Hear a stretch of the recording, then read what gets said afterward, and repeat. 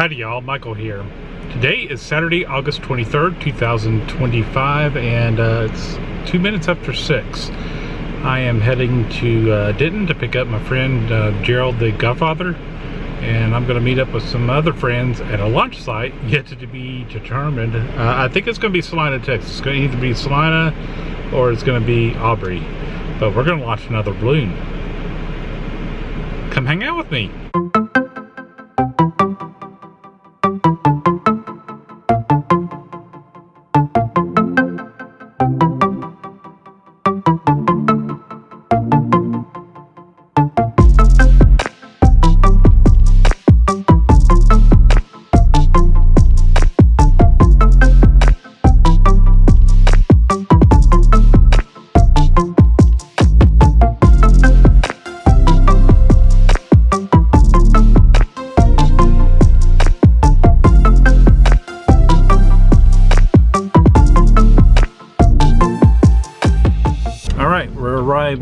At the Texas Old Park, or Celina Old Park, Old City Park. What is it again?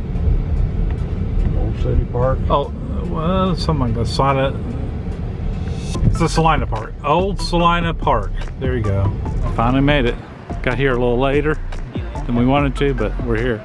Morning, sir. Let me show you all this. This is the WENET payload and the slow scan transmitter. So on the front, we've got the Pi camera, right? That's in the shroud there. We've got a LoRa radio. It's not actually running LoRa though. It's just running FSK. And so when the UART from the Pi, the serial bus on the Pi, sends a bit, it changes the tones. There's two FSK, so it goes high or low. The antenna for that radio is actually in the lid here. And this is just a fishing bobber and some music wire that I built the antenna out of. This Quansheng right here, this is one of the UV K6s, but I took the case off, and you can see on the bottom there how it all checks out. That's the slow scan TV radio.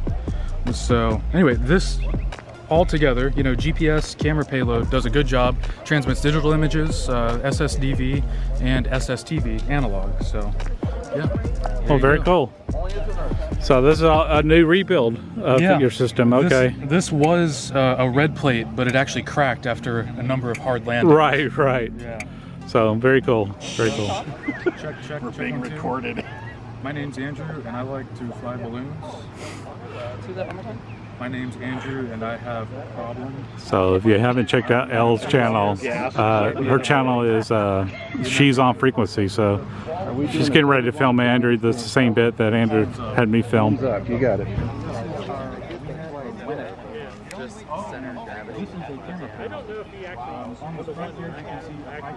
These hydrogen tanks can get pretty heavy, and Andrew got smart this time, or somebody did, and got a nice long hose so they don't have to lug those tanks all the way to the launch site. Smart thinking. This is Elle, guys. So I introduced her channel to you. She's on Frequency. So tell us about your channel and how you came to we're getting right to it. Okay. So one of the main reasons why I started my channel is because I was looking for resources to set up my Yaesu radio in my car, and specifically the Forerunner. So I was looking at Forerunner videos and I didn't find much, and so I saw an opportunity there to make my own and to help others set up their own Yaesu radios. And I'm like, okay, let's see where this goes. And made that video. It did pretty well, and I'm like, okay, let's keep going. And I mainly got into ham radio though because my husband actually told me about it, and he and his buddy would go like camping, they would sit in blinds, and like they wanted to make sure they had a way to communicate with one another. And so ham radio came up in their minds, and so my husband told me about it. I'm like, okay, why don't I also get my license? Like why prevent myself from this type of technology? Like why wouldn't I get my license and not learn this type of communication? So I started, and I'm the type of person who starts something, who wants to finish it and see it through. And I got my license and got in the air. I was definitely nervous the first time I got in the air, but as I've joined the community, as people are starting to welcome me, it's just a breath of fresh air, honestly, in a world full of maybe segregation, full of just people on their phones. Like, this community like brings people together. I mean, like, I don't know how many people are here, but it's definitely more than I would ever have thought. And so it's really the community that brings me in and drives me forward, and I just love being a part of this group. But yeah. So very cool. So check her out on, she's on frequency. Call sign is KJ5LXP. And she's got her little name tag there. She made sure she got her name tag. But appreciate you coming out here. And also check her out on the Sunday nights for Rag Shoot Crew. Sorry, having a mind melt it's there. Early. So it is early. I'm I've only had for one. a watch. I don't have one. Yeah, I've only had one cup of coffee. So there you go. Yeah, I haven't finished my Celsius yet. It's trying the inflate here, and people are gloved up because you do not want any oils touching the balloon itself. So it creates a weak spot in the balloon. What size balloon do we have this year? 2,000 grams. 2,000 grams. Each piece on this gets weighed individually. So a little bit shorter of a run here than usual. But still quite a bit to launch. Looks like got that one insulated with a bubble wrap. It's got a little radio antenna coming out. Oh, I love that. That's great. Little bobber at the end. The high vis line. That is important. In fact, I see a little pink line going down there. I think that may be part of an antenna. Yeah, that's coming out of this thing. Okay. But you're less likely to trip over it if you can see it. So we like to do high vis line. A brand new 360 camera. And the total weight of all that is 587 grams. But the views this camera will capture are incredible. I wish I could share it on the video, but my video comes out before it's all processed.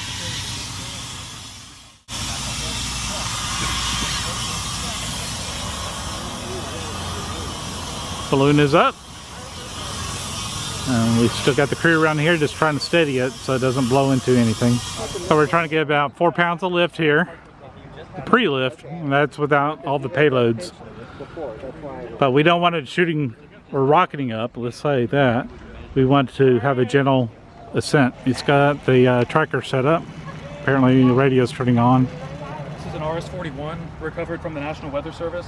This particular one is running the K5 UTD call sign. But, the Weather Service launches 2 of these a day, and we recover them from time to time and then reprogram them with ham firmware. So that is probably our primary tracker right there. That one's been on, what, 6 or 8 flights, Alice? Something like that. Yeah, so several flights, and it's a known quantity.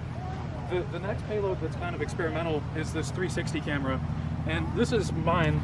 This is an Insta360 X5, and it's got a USB power bank there because the batteries just aren't strong enough to make it through the whole flight. But this is a 3D printed model here that pretty much allows this to work in the context of a balloon. So hopefully that makes it through the flight. The temperature testing I did at the office was a little inconclusive, so we're hoping we get good video up and down. This payload is our crossband repeater. There's an old 90s era HT in there. It's the Yaesu FT530, and all that does is listen on 2 meters and retransmit that audio on 440. So we're hoping to make contacts all through the southern US through that box. The next payload here, this is the WeNet and SlowScan TV payload. Digital WeNet images are transmitted through the top on the antenna with the bobber on it, and then analog SSTV is coming out the bottom. This is also a Bluetooth receiver collecting data from another payload in the neck of the balloon.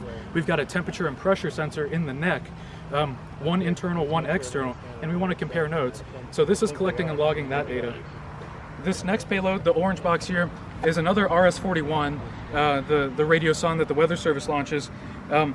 This one also has a Geiger counter on it. So we're just going to be monitoring pulse counts and want to see how it does through the flight. Oh, that's cool. And then the next payload through this long dipole here, this is yet another tracker, another RS-41, but it has a 20-meter dipole here.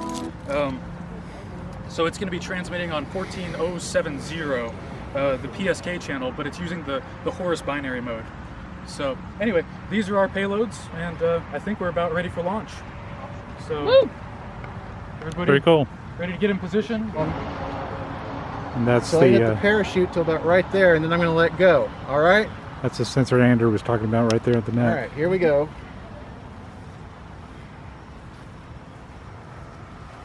parachute. Doing the launch a little different this year. On the count of 3.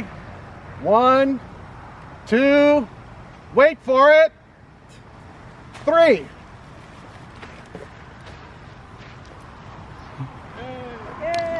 Wow, I actually heard that whistle right next to me. That's awesome. And that's a launch. And everything stayed attached. Yeah? Don't jinx it. What's that? Don't jinx it. It's gone now. It can't hurt. It was actually around $300, and the hydrogen is $70 a tank. So this one's close to $400 all said and done. Batteries are probably another $30 on top of that. But we bought a bunch of balloons from China, and those are $75 a piece, and the hydrogen, again, $70. So we'll have it under $200 a launch on the upcoming launches once these balloons come in. Awesome. All right, Andrew, why? Why are we here? What are we doing? What is your purpose? What's your goal for today? What is our goal for today? Well, let's start with the why. Fundamentally, because it's cool. Not many hams get to launch things to the edge of space, and there's so many experiments we can do at the edge of space with the balloon that you can't do at ground level. The radio horizon is measured in hundreds of miles. You know, with this HT here at ground level, it might be 2 or 3 miles, but these balloons, you know, they go up to 100, 120,000 feet, and it's not uncommon for us to make contacts across Texas and on state or through states surrounding Texas. So the why is just because it's cool. You know, we get amazing pictures and just accomplish things at altitude that you can't do at ground level. We joke about it being a poor man's AMSAT program. You know, these are stratolites, not satellites, and it's relatively cheap. You know, a launch for a CubeSat could be $10,000, $20,000, $30,000, but launching these balloons is measured in hundreds of dollars. So we can accomplish a lot with not much, and it's just fun. It's just a lot of fun to get these in the air. What's your favorite results from a flight? My favorite results. Like, what do you look at? What do you look forward to getting the most back? Is it altitude? Is it everything? Is it the photos? Like, if you were to pick one, maybe one. If I had to pick one, it would be the photos. Okay. But a very close second would be the traffic on the onboard repeater. We've got a crossband repeater on board, and using just an HT, you can push to talk and transmit through the balloon. And the contacts we make through that are awesome. Usually there's a guy that tunes in from Johnson Space Center, W5RRR. That's always a good one to hear on there. We've had contacts through Little Rock, Oklahoma City, Wichita, Kansas, and it's just amazing seeing what you can accomplish with an HT both on the ground, and then the repeater on board is just an HT. So from a ham radio perspective, I love that. But the photos, you just see the curvature of the Earth, the deep black of space. I've seen a couple of those. They're gorgeous. It's stunning, and the best video we capture is of the balloon bursting. Right, Yeah. the balloon only has so much stretch before it will burst, and we can usually in about 3 or 4 frames you can see it start to pop, and then it spiders out, and then it just shreds itself, and that's some of the coolest video we come Definitely need to across. get some of that. For sure. Thank you so much, Andrew. I really appreciate the effort here. I mean, it's no small effort, and you bring the community together. I mean, how many people are here around us right now? Probably 50, Oh, 60 yeah. people And or there were. This is actually a smaller crowd than usual, actually. And wanting to, you know, launch a balloon in there and watch it burst, and I think it's a really great way to bring people together, and I think you're doing a really good job of that. And thank you for putting this on for all of us. I mean, it's a spectacle for us to watch it too. So thank you so much. Yeah, I enjoy it. Thank you. Al is trying to talk on the balloon right now. And what is your excuse for not being at the launch site there? So we have a crossband repeater that's up there, and Al's trying to get on it. But she'll transmit, and people from the surrounding states will all hear us. Don't involve balloons. Your number one priority should always be radio. I had to change batteries, but she successfully contacted the balloon, so. Yeah. Well, thank you. All right, we're on the chase now. You hear a lot of beeps, boops, and everything else going on right now. Somewhere over Little Elm or Frisco.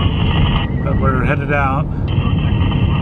It's good to finally meet Elle. That's the first time I ever met her in person. Talked to her on the phone and online quite a bit, but first time I ever met her in person. So who are we reaching now? I heard Oklahoma City Station, Abilene, and I heard several others all across Arkansas. Oh, very, Getting up pretty good. very cool. Mobile on Interstate 40, about 30 miles east of Oklahoma City. It's Oklahoma City. HT to HT using the balloon. From Kilo Echo 5, Golf Delta Bravo. Glad you can get on their meter. Sounding real good. Full fighting over here. Okay, good deal. I got you about 3/4 scale. Running spots out of a Yaesu FT8800 through a permanent Larson NE270 dual band antenna. So not HT to HT. I think they're both using mobiles, but MTM400 here. More importantly, the balloon is running an old Yaesu ST530 handheld. Those front ends were pretty solid, you know, before they got into all the weird tracking receivers. It's a very sensitive, very selective receiver, and it does very well for us on the. Yeah, it's running low hours. I want to say like a watt and a half. That's all it takes. watt and a half I'm familiar with that for a repeater. That's amazing. A bridge. But anyways, I'm familiar with that handheld. I've actually got one of them myself. But anyways, good deal. Well, I'll let you have it back. I'm on a mobile on down the road. This cam mobile. The rumor is it's going to be landing somewhere in Rome, so we don't know exactly where it is. There's a lake out there. They're a little concerned about the lake, but if it's like normal, they'll find a tree somewhere. There could be 100 acres out there and one tree on there, and they'll catch in that tree. Never fails. I was thinking we're going to actually be headed out to East Texas again, but that's not the case. We're actually heading west on El Dorado right now, which I was like, why are we going this direction? And it sounds like it might be headed towards Denton County.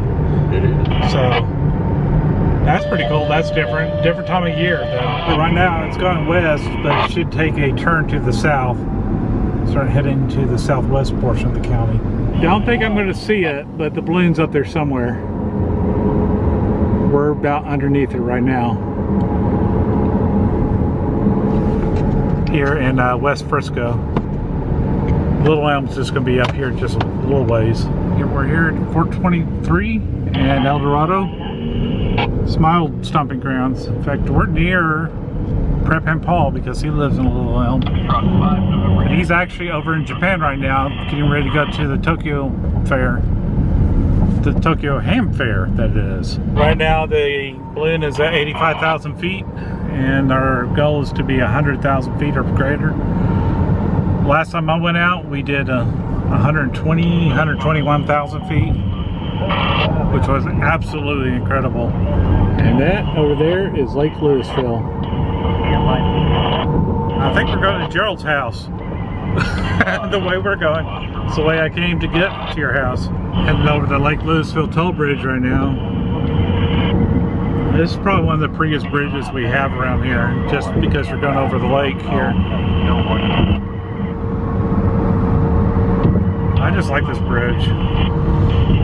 Water's like glass. Huh? Water's like glass. Oh yeah, it's very still out there right now.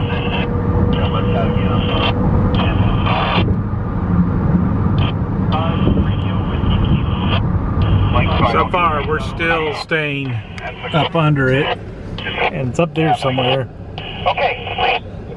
We can't see it with our eyes, and you're not going to see it with the camera. This is actually the route I take to get to the Emergency Operations Center. Right, way off in the distance there. I don't know if you can even see it on the camera, but there's a radio tower right there. We're here and it's 94,000 feet now. Somebody reported 28,000, but that's probably meters is what he was looking at. Exactly what I was thinking. So I was like, no, it's not 28,000. This is so funny. This one's going west. I was totally expecting to be in East Texas, because the last couple of balloon launches all went to East Texas. But it's a different time of year, so winds change. So a little closer shot now. You should be able to see the tower. We're at 2499 in Barrel Stripe Road on Teasley, entering the city limits here of Denton. There's the tower, and there's the Emergency Operations Center, one of the Emergency Operations Centers here. Did a lot of training there. Gonna turn onto Old Alton Road here. Gonna pass by the park that has the Old Alton Bridge. It's known as the Goatman's Bridge. By the way, the Goatman's Bridge is the bridge that's considered haunted by the Goatman. So, interesting story on that. So if you want to go see that, turning down this road, park entrance, just around that curve, right there. So that's where you go, just before you get to the bridge here. There's the Old Alton Bridge. Just be aware if you ever do go there, it is an equestrian trail, so watch out for horses. They'll sneak up on you. Just got a report, we're at 100,000 feet now. So this one's going pretty quick. It just seems quicker. Love this area, love the trees. Yeah. All right, thank you very much. Been trying to contact you. Were good at then you faded away, and I'm picking up signals again. I'm in Dickinson, Texas. Dickinson, Texas? Is that what he said? Yeah. I think it's southeast. Near the coast? No. I'm in Oklahoma. Here, Houston, I think. Houston? I think that's what it is. Okay. Oh. I got you with on.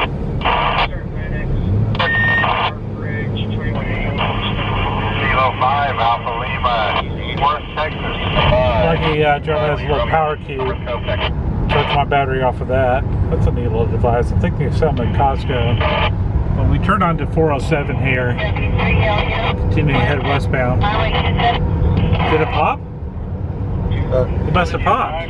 It's got the parachute on there.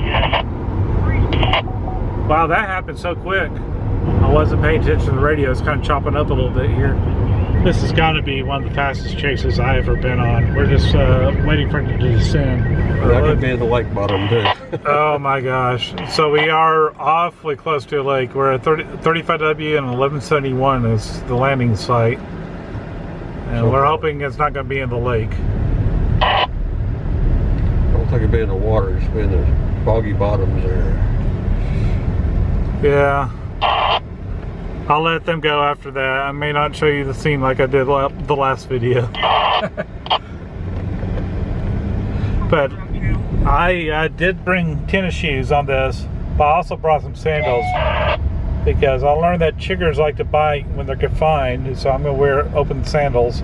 I also got some spray that will deter chiggers from getting on you. But I'm not going to spray myself unless I need to. We're trying to look for it to see if we can see it. North or south of me. This is not showing my position, so I'm not sure something. Yeah, we need to get you on sun next time. I am on sun. Oh, you are? I'm talking about your vehicle. Oh, I don't have it. No.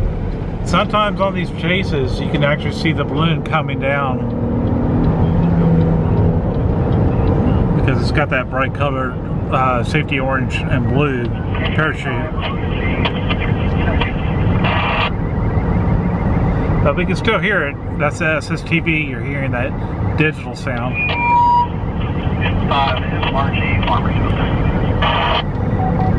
Farmersville's still reaching it, so we just entered North Lake. Still trying to see if we can see the balloon up in the sky. Not the balloon, but the parachute is what we're looking for. One time it landed right on the side of the freeway. Just scooped it up and they were done. This one it's going to be a little more challenging. Hopefully not as challenging as the last one. We were digging in and out of the tree for a couple hours. There ain't no roads.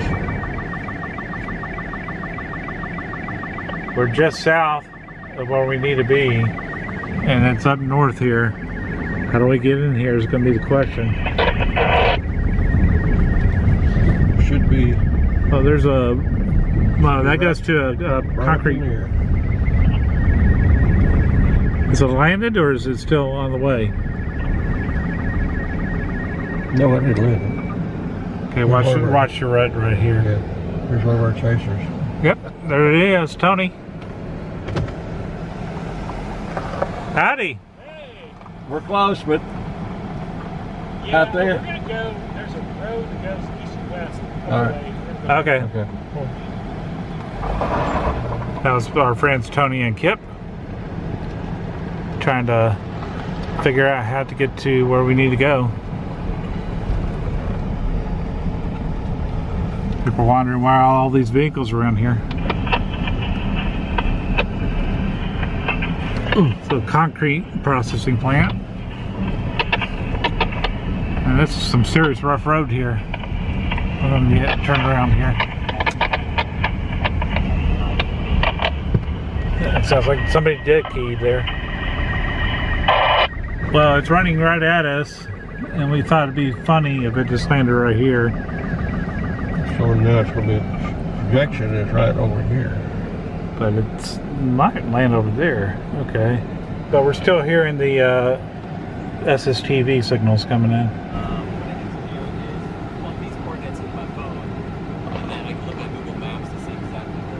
Yeah, it looks like a bunch of people are stacked up at the freeway service road. Yeah. So this is my trick, right? Because you don't really switch to this side.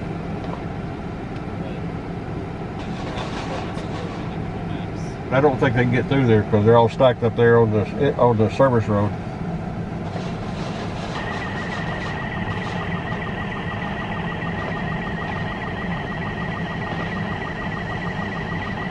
Oh, I try to hear gunfire. It's a range over there. Oh, yeah. In fact, I did my gun test over there at that range. Yeah. It looks to be in the middle of the field here. There is a road, access road On the other side of this. But Tony's, all those guys are stacked up there on the service road.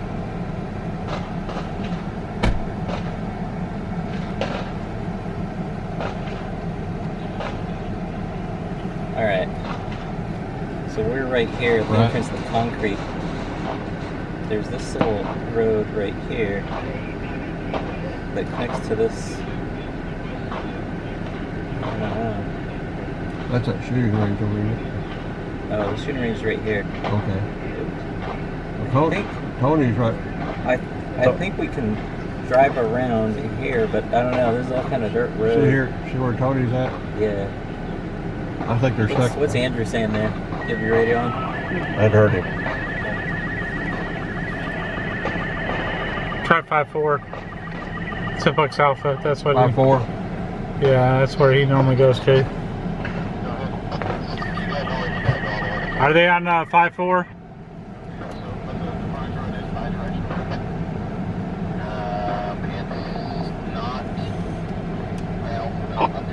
Right now, I'm standing here looking at them. I think it's bi-directional. Yeah, because you can't exit before where they are. Is that where he was? That was a good guess. Sorry, that's confusing. Yeah, take the 1171 exit. The good news is it looks like it is in a field. All right, so we're going to try to go up the service road and get up here. We're actually here by the concrete plant. Right there on that dot right there. So that's the goal. To get into this little area right here. This time it didn't catch in a tree. So my theory was wrong. But apparently, yeah, it's just right in the middle of the field that it's going to go grab it off the field and head on out. So we may not actually see the capture of it. I do believe this is a two-way road. We better double check before we turn on it. This isn't. It's two-way. That is two-way? No, that's not. That's not two-way. This side is and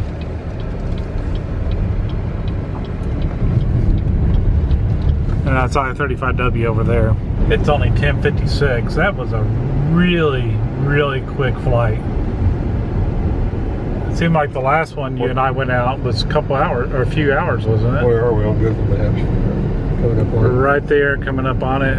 It's going to be on your left here. In fact, I think you're kind of being forced to. There they are. All right, just got the word successful recovery. So we got to figure out where we're going to go next, mainly for an after feeding. One piece got a little cracked. Yep. Did it damage the interior of it? Oh, everything's in bad shape. It must have hit hard. Did the parachute not deploy? No, the whole, pretty much the entire parachute's right there. This usually.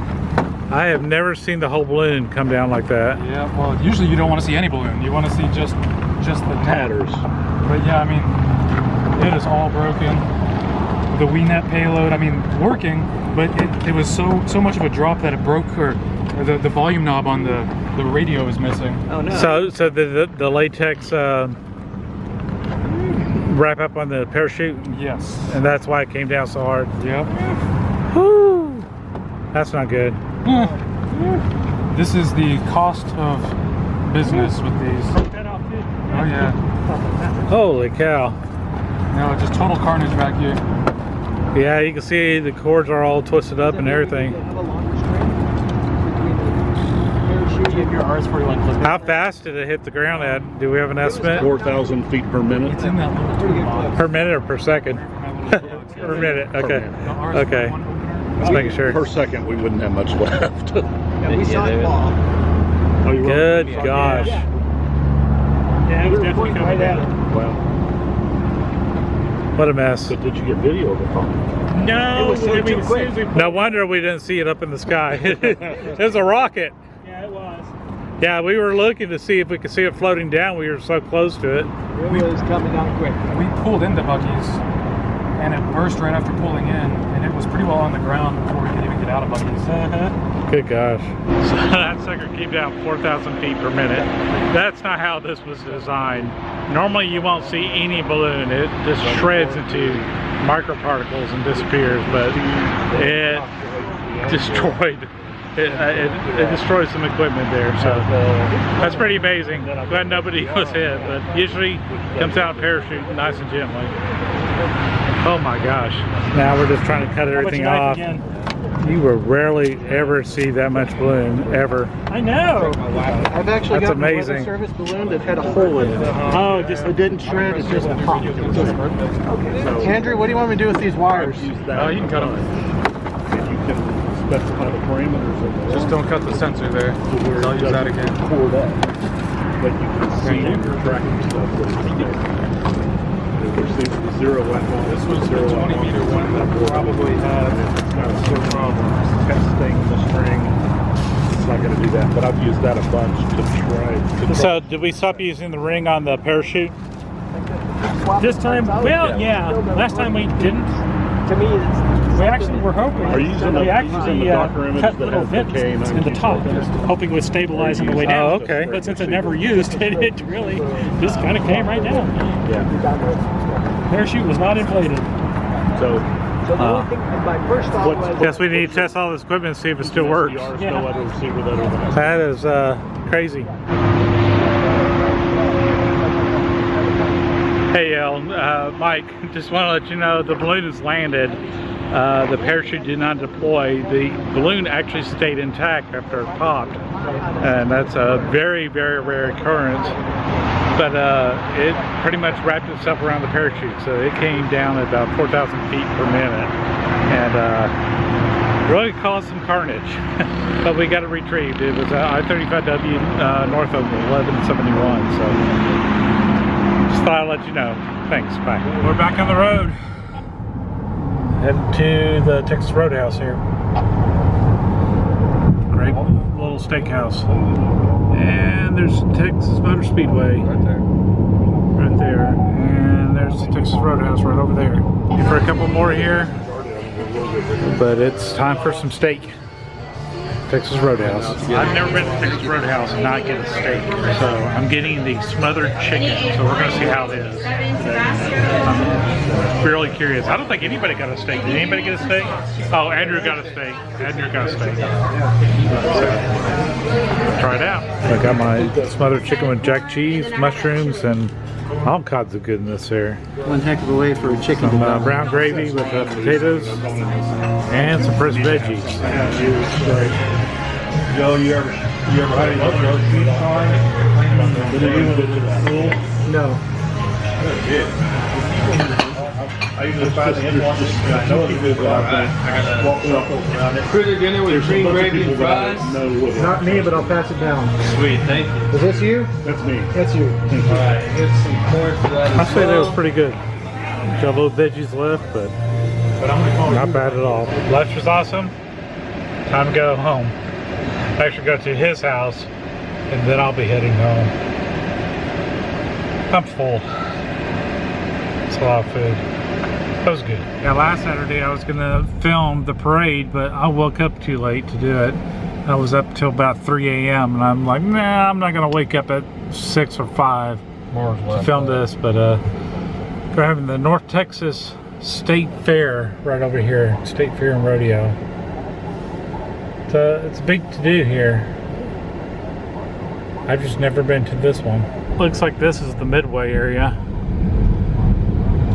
But more of the back lot where the employees are staying. There's a lot of RVs. I don't think they're having an RV show. Talking to Gerald, we're a little late for this one. They're actually ending today, but maybe next year we'll go to the North Texas State Fair. It's here in Denton every year.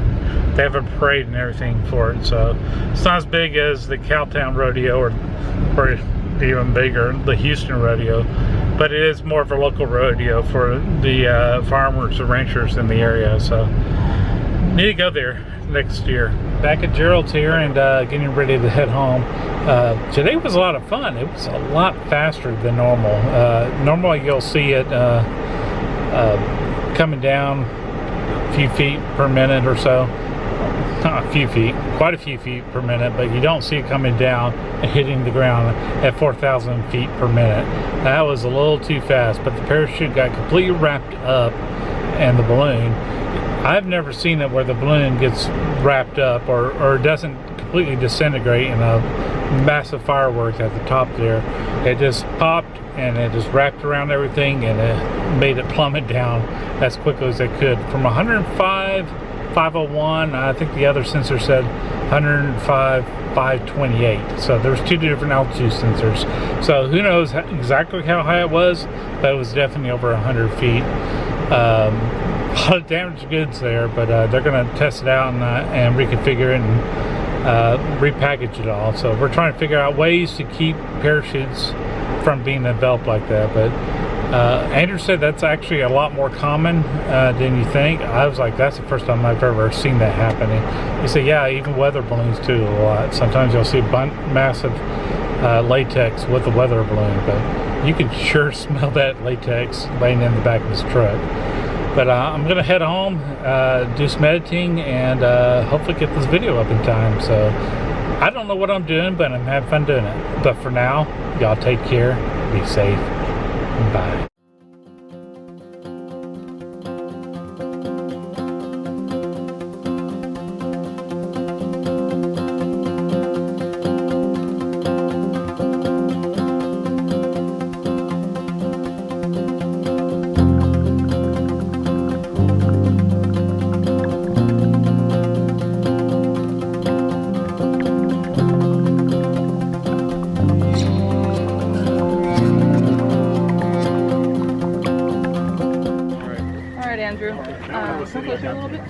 Let's go back, Michael. You're gonna be in the shot.